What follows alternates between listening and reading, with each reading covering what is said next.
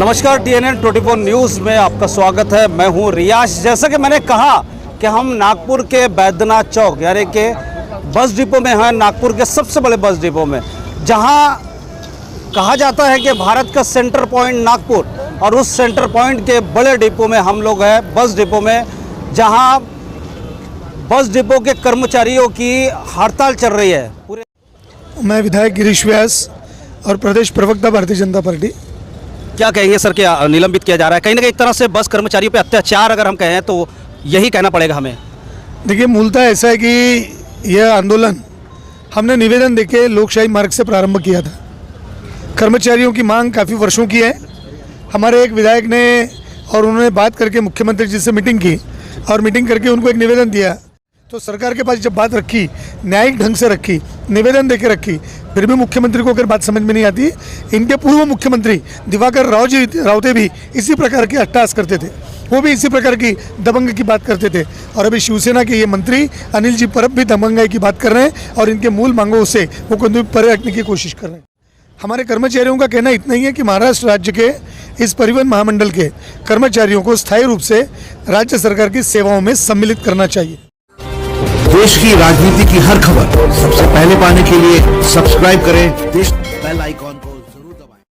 इस वक्त हम नागपुर के गणेशपेट बस डिपो में हैं, जिसे बैद्यनाथ चौक भी कहा जाता है। और हाँ, आप देखिए कि मेरे पीछे जो बस डिपो है पूरा खाली नज़र आ रहा है, क्योंकि बस कर्मचारियों की यहाँ हड़ताल चल रही है। पूरे राज्य में हड़ताल चल रही है। उनकी कुछ मांगों को, सरकार से कुछ मांगे हैं, वो पूर्ण नहीं हो पा रही है। और मुझे ये भी बताया गया है कि 16 से ज़्यादा बस कर्मचारियों को निलंबित भी कर दिया गया है। तो ये आप देख रहे हैं नागपुर का सबसे बड़ा बस स्थान, बस डिपो, जो मेरे पीछे आप देख रहे हैं, ये सुनसान और खाली नज़र आ रहा है। यहाँ बस की आवाजावक जो है वो पूरी तरह से बंद है और बस यहाँ नहीं लग पा रही है, क्योंकि आने जाने वालों को, रहवासियों को और आने जाने प्रवासियों को काफ़ी दिक्कतों का भी यहाँ सामना करना पड़ रहा है। तो आगे भी बने रहिए मेरे साथ लगातार और देखते रहिए TNN 24 news. Cameraman Sanjay Tiwari के साथ रियाज शेख, नागपुर। बस डिपो के कर्मचारियों की हड़ताल चल रही है, पूरे महाराष्ट्र में चल रही है। उनकी कुछ मांगे हैं, लेकिन सरकार लगातार उसे नकार रही है। यहाँ तक कि 300 लोगों को, 300 कर्मचारियों को बस डिपो के, उनको निलंबित भी किया गया है। तो सवाल ये है कि क्यों निलंबित किया जा रहा है? क्या सरकार सुन क्यों नहीं रही है? क्या सरकार गूंगी और बहरी है, जो अपने कर्मचारियों को, बातों को नहीं ले पा रही है? कारण क्या है, हम जानने की कोशिश करेंगे इसी बैद्यनाथ चौक से, जहां नागपुर का सबसे बड़ा बस डिपो, जहां से लोकेशन अगर ट्रेस किया जाए तो यहीं से बसें जाती है। आइए हम जानने की कोशिश करेंगे। सर, आपका नाम? मैं विधायक गिरीश व्यास और प्रदेश प्रवक्ता भारतीय जनता पार्टी। क्या कहेंगे सर, क्या निलंबित किया जा रहा है? कहीं ना कहीं एक तरह से बस कर्मचारियों पे अत्याचार अगर हम कहें तो यही कहना पड़ेगा हमें। देखिए, मूलतः ऐसा है कि यह आंदोलन हमने निवेदन देके लोकशाही मार्ग से प्रारंभ किया था। कर्मचारियों की मांग काफ़ी वर्षों की है। हमारे एक विधायक ने और उन्होंने बात करके मुख्यमंत्री जी से मीटिंग की और मीटिंग करके उनको एक निवेदन दिया। हमारे कर्मचारियों का कहना इतना ही है कि महाराष्ट्र राज्य के इस परिवहन महामंडल के कर्मचारियों को स्थायी रूप से राज्य सरकार की सेवाओं में सम्मिलित करना चाहिए। जो लाभ अन्य सरकारी कर्मचारियों को मिलते हैं शासकीय, वो राज्य स्तर के सारे लाभ इन कर्मचारियों को मिले, ये इनकी प्राथमिक मांग है। इन मांगों के बारे में इस सरकार ने ये कहना चाहिए था कि हम उसका अभ्यास करते हैं, उसके सारी कायदे की जानकारी लेते हैं और लेने के बाद हम आपसे फिर से बात करेंगे। सरकार ऐसी एक चीज़ होती है कि कर्मचारी माई बाप मानकर उन्हीं के पास जाएगा, अपना रोना किसके पास रोएगा? तो सरकार के पास जब बात रखी, न्यायिक ढंग से रखी, निवेदन देके रखी, फिर भी मुख्यमंत्री को अगर बात समझ में नहीं आती। इनके पूर्व मुख्यमंत्री दिवाकर रावते भी इसी प्रकार के अट्टहास करते थे, वो भी इसी प्रकार की दबंग की बात करते थे। और अभी शिवसेना के ये मंत्री अनिल जी परब भी दबंगाई की बात कर रहे हैं और इनके मूल मांगों से वो कोई परे हटने की कोशिश कर रहे हैं, और इसलिए आंदोलन आज इस मोड़ पर है। क्या कहेंगे आप, कहाँ आपका आंदोलन चल रहा है और 300 लोगों को निलंबित करना ये कहाँ का इंसाफ?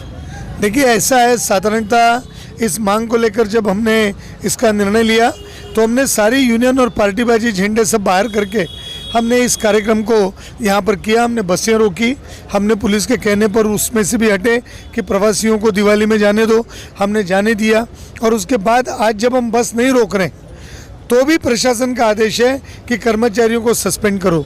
अभी तक केवल 300 नहीं तो पूरे महाराष्ट्र में 3000 कर्मचारी ये निलंबित हो चुके हैं। ये दुर्भाग्यपूर्ण है। और इतना होने के बाद भी अगर एसटी की यूनियन है इनको नहीं सुनती होगी, एसटी के यूनियन के नेता अगर नहीं सुनते होंगे तो समझ लें कि उनकी कुर्सियों पर से खींचने की ताकत इन कर्मचारी संगठन में, इस एकता में।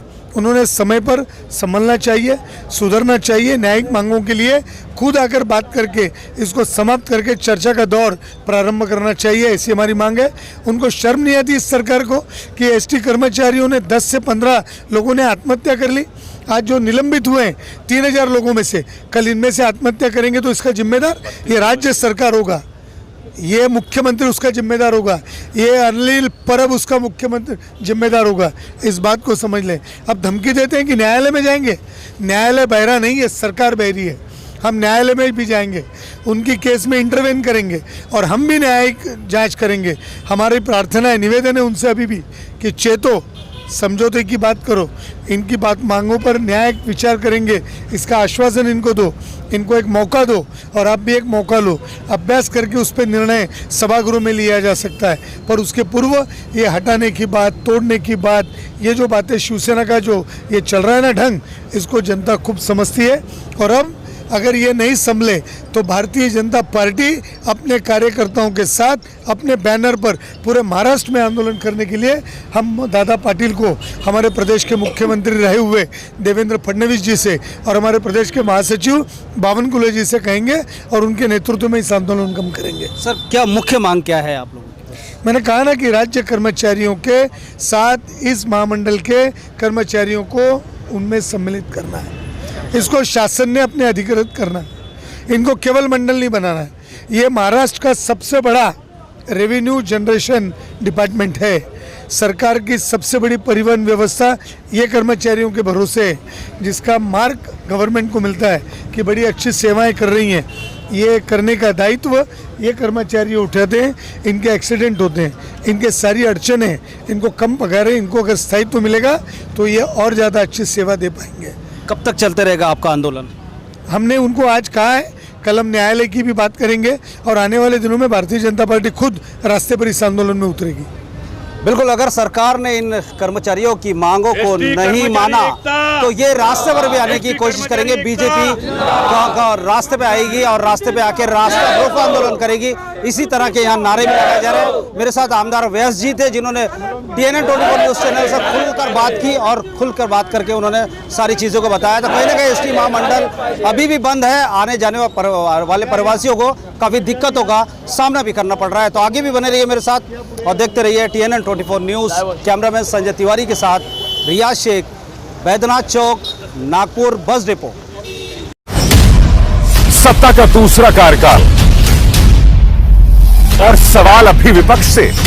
सवाल तो उससे होगा जिसके हाथ में ताकत हो, जिसके हाथ में पुलिस हो, संस्थाएं हो और मीडिया जिसके सामने नतमस्तक हो। सवाल तो उससे होगा ना। हम लेकर आए खबरों का एक ऐसा शो जिसमें सवाल होंगे सीधे, बेलाग और बेबाक उनसे जो सवालों से बचते हैं, जिनके हाथ में